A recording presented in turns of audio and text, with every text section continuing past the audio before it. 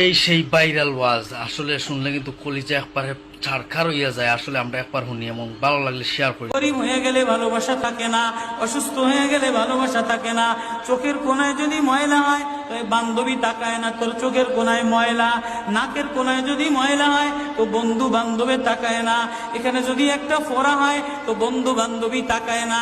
ভালোবাসা মিলান হয়ে যায়, অভাবে পড়লে ভালোবাসা মিলান হয়ে যায়, অসুস্থ হয়ে গেলে ভালোবাসা মিলান হয়ে যায়।